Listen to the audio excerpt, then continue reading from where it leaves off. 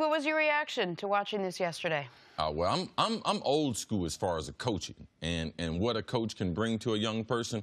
This is something as far as college, too, because a lot of times the optics, they don't look good. But I'm going to tell you what, it boils down to a few small things. Coach Izzo made a promise to that kid and his parents. And last night when he was yelling at that kid, I was wondering, if the kid's parents were at the game, how would the kid's parents feel? And you know something? The kid's parents be like, that's what we signed up for.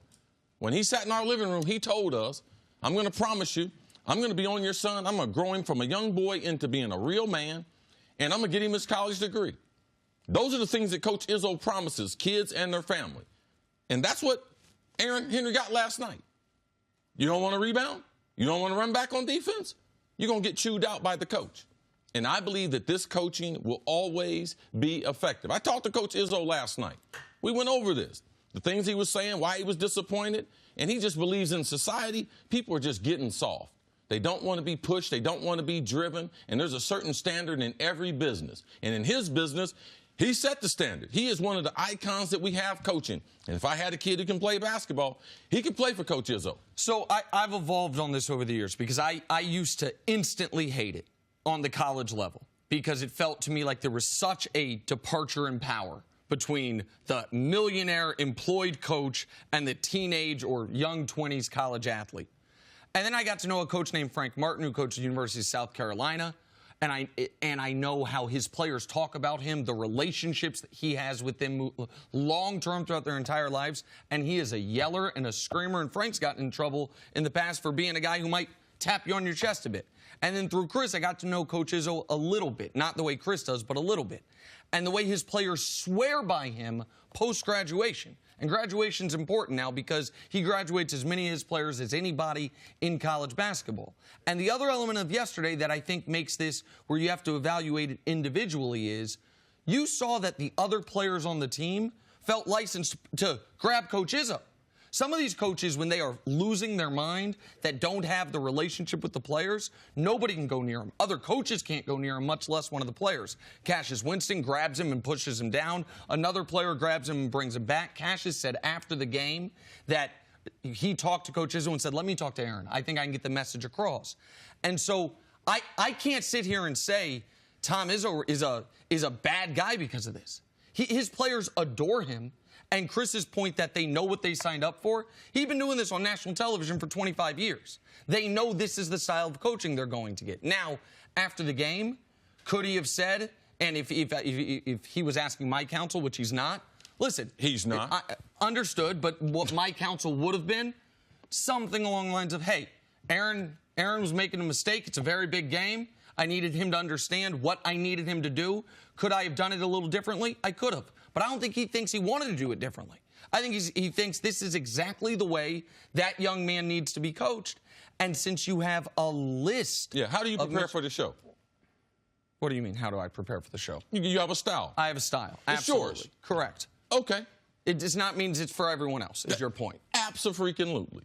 And there's no way we can prepare someone else, but you're being truly to yourself. 100%. That's who Coach Izzo is. Like, people don't want people to be themselves. They're like, oh, man, I want you to be the best you, until it involves something strenuous. Now, most people don't want to be coached. Even in this business, the people who run this, they know they can coach me. They can tell me anything, and I'll try to make instant improvement. But that is not the way with normal people. People don't want change, they don't want to be corrected, and they don't want to be pushed. They want to go at their own speed. But sometimes, to be able to get the wine out the grate, you have to sometimes be able to yell at them to be able to get them to that spot. But there also, just real quick, I'm sorry, Jenna, but there also has to be the flip side to it, which there has to be the belief from the player, this man cares about me and is invested in me as a person and a basketball player. Michigan State is one of the top 10 programs in the country. These kids were not forced to go there. They had other choices. If they wanted it easy, there's easy places to go. And we know who they are. We know who the coaches are. We know the ones who coddle the players. If that's what you want, then there's a place to sign up for it. But if you come into Michigan State, that's what you're going to be getting, and you don't have to apologize after it either, because that's who Coach is. Right. Well, to your point, Aaron Henry did say afterwards, I get it.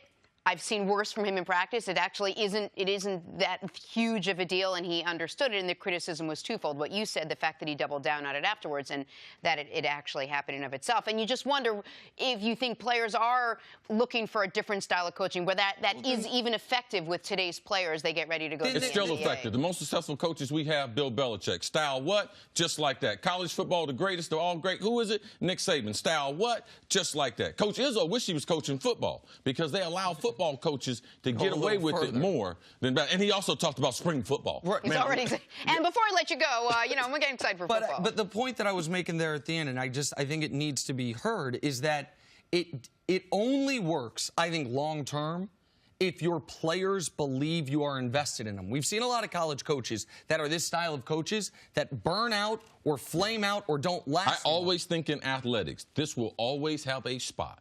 If you are coaching the fundamentals, if you are a verbal, if you are a chastised player, it will always work in sports because it's not like your normal job. It's sports. Kids get used to it. From a small age, they get used to it. How they're doing their job is in a different environment. How it's communicated is very different. It will always be effective. Hats off to Coach Izzo. Thanks for watching. Subscribe here to get the latest from the show. Also, be sure to check out more of the best clips from First Things First, or go watch a few segments from our other shows on FS1.